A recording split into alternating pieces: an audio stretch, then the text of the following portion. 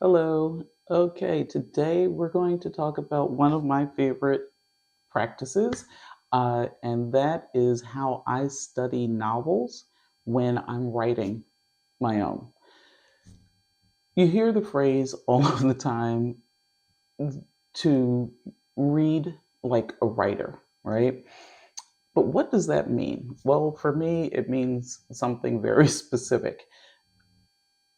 My method when I'm studying a text during the construction of my own manuscript is what I'm going to talk about today. So, one thing that I do is I select text that I think will teach me something. Whether I like the story or not, it doesn't matter. That's irrelevant.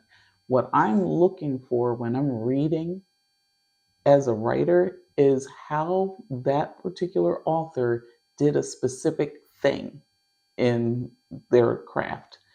So, I mean, it's a bonus if I like the story, but that's not necessary.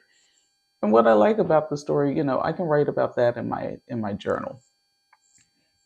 When I'm studying a novel for the purpose of helping construct my own, I'm talking about analysis. I'm identifying what it is that I need to analyze about how they've done their work.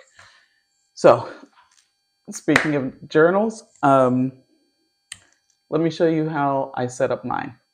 It's not pretty, but it is functional. Okay, maybe I should let you know what novel that I'm talking about, that I'm studying for this particular novel that I'm writing. I'm talking about Practical Magic by Alice Hoffman. And obviously, it's not a new novel. This is a copy of the 25th anniversary edition. So, it was published some time ago. But, and I don't even really remember the story, uh, because I don't think I've ever read the book before.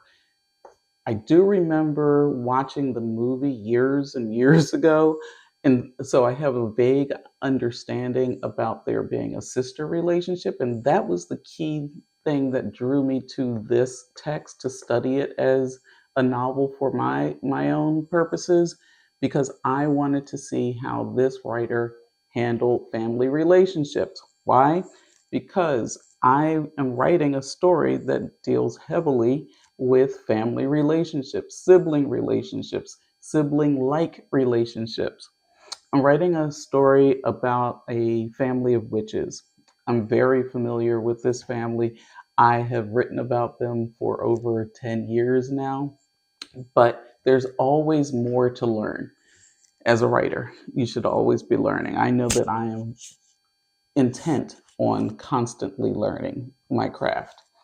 So when I'm studying a novel like this, there are specific things that I'm looking for that I want to pay attention to how this writer does it. Again, I haven't read it before, so I'll read this book at least twice and probably three times. I've started, obviously. You can see my flags. um, and again, there are certain things that I want to pay attention to that this writer probably does fairly well. But I talked about showing you my journal. This is my journal. Nothing fancy. It's just a journal that I had sitting around. As a writer, we always have lots of journals sitting around. And this is how I've set it up. Let's talk about my functional journal. So, like I said, this is just a notebook that I had handy. I didn't pick it for any particular reason. It was the one on the top of the pile. But the flags and the legend that I'm using for this story, that is something that I wanted to show you. So, for this novel, there are certain elements, as I said, that I want to pay attention to. And one of them are magical moments, right? So I'm going to flag those with this flag. For family connections or relationships where I think that the writer has done it really well, I'll flag it with this pink flag here. For setting or atmosphere that I really like as I'm reading, I'll flag with this with a little star on the legend. And for things that I think are key scenes, where there's a perfect example of how the writer has done something, you know or they solve problems that have come up in the text, then key scenes, I'll use this flag. And these are the flags that are usually uh, what I'll pick up on my first reading. Again, I'm going to read this book 2 or 3 times, so this is what I'll identify on my first read, and then I'll show you what that looks like so far. So far, and I'm not very far in this book yet. So far, these are all of the flags that I've used. I see lots of magical moments that I've identified where the writer has integrated magic really well, or she's used a spell. I'll identify these here. I see that I have identified a few instances of family relationships where I think it's of note. Um, I have a couple of setting and atmosphere flags so far. There's one passage I see where I've identified it as both setting and magical moments. So that's something that I'll pay attention to as I'm going through my flags in my journal. And that's usually after the second read where I'll start writing down how I'm analyzing what I've read so far. And so then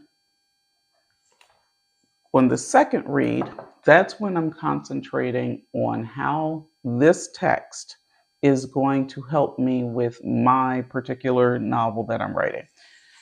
So I have other flags that I'll use for that.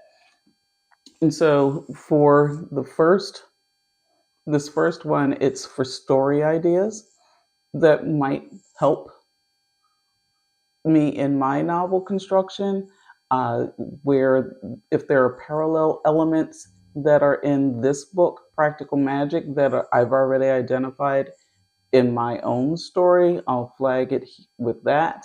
Uh, where she has solved a problem that I have identified as existing in my own story, I'll flag with this with a question mark. And then if there's something that she's written that I want to take a deep dive into in my own story, it might be theme or something like that, then I'll use the flag with a plus sign, right? So these are the flags that are identifying how this text relates to my own story. These are the flags that are unique to the text itself, Practical Magic. So that's where I am so far in my journal. For the text, you'll also notice that there are post-it notes. So I'll also use small post-it notes throughout the story. And the way that I use those is if there's something that I want to pay attention to, that I want to note, where I need more room than will fit in the margin. So I'll just throw a post-it note into the book there. So again, not fancy, but it definitely, this process and this method definitely suits my purposes. Um,